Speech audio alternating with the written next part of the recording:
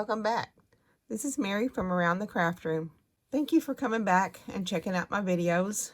I appreciate everyone watching. If you are not a subscriber, please subscribe and give me a thumbs up if you like it. And if you have any other suggestions on any videos, please let me know in the comments below. So today I wanted to show you a quick video on some little snippets and how I do my little snippets. Everybody does them a little bit different. So I've taken a piece of white fabric, and I like some fabric that you can rip without having to cut it in strips, but I've cut the ends of it, and then I've just torn some strips of fabric.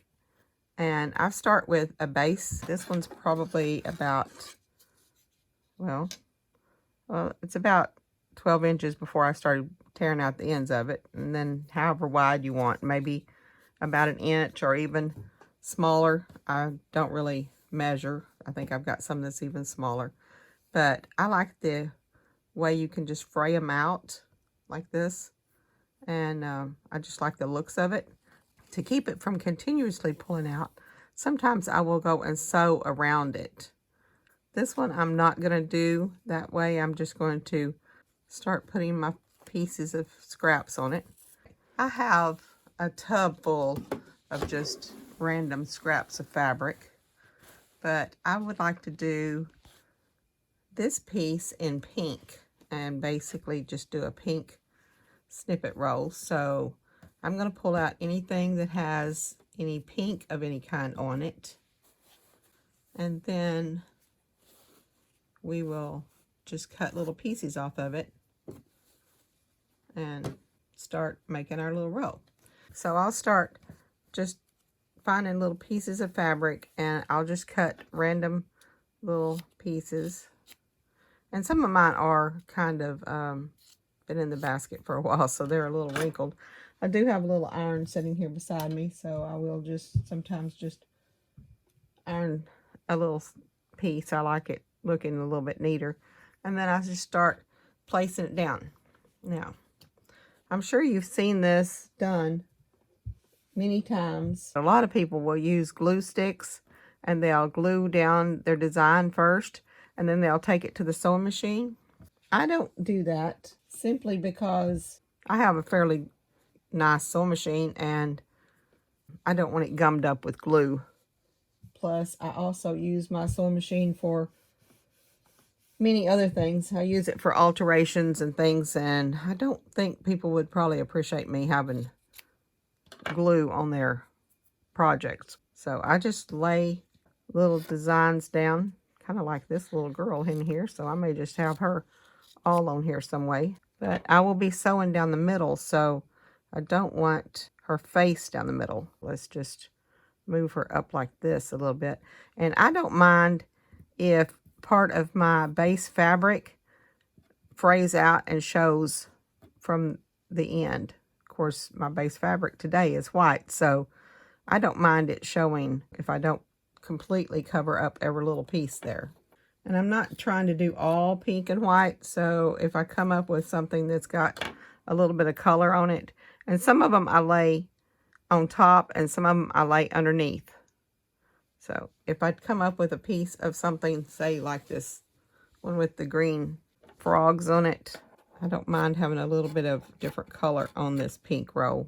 All right, so I've got the beginning started, and what I do is I take the sewing machine and I'll just lift it up here and start a straight stitch down the center. It will stay on there.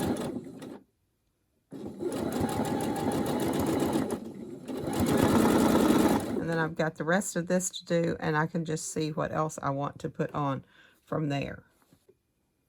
Just add as you go. Just add a few pieces. Yeah, if you're wondering what I'm doing off camera, I have my little Cricut little base iron. I've just got it sitting over here beside me, and I'm just pressing some of the little pieces down with it. I have also a pressing board right beside me. I like them kind of looking straight on there when I first do, and they'll just hold on there until I get that sewed on there. Some of the pieces I cut straight, and some of them I cut a little off center or whatever. just little pieces, whatever you want to do. See, there's one there.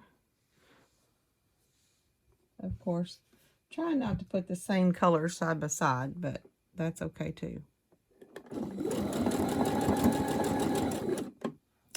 Let's see if I can find one more.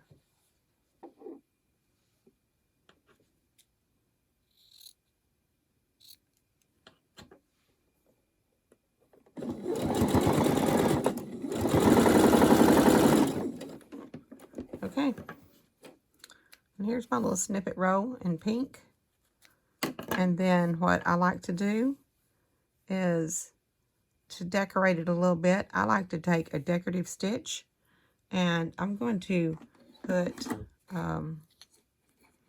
some of this shiny, yes, it's just a polyester thread, but it's all shiny. I don't know if that shows on camera, but I'm going to put that on the sewing machine. And then I'm going to choose a decorative stitch from my sewing machine because it has so many that I never use for anything else, really. And I'm going to do a little decorative stitch down the center. Let's try 147. It's got little leaves and flowers. And we're just going to sew that down the middle.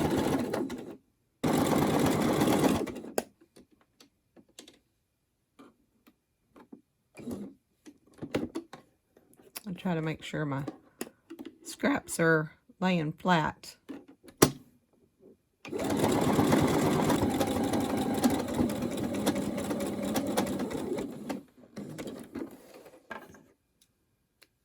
Okay, this is, I don't know if you can see it or not. Hold on, cut this thread.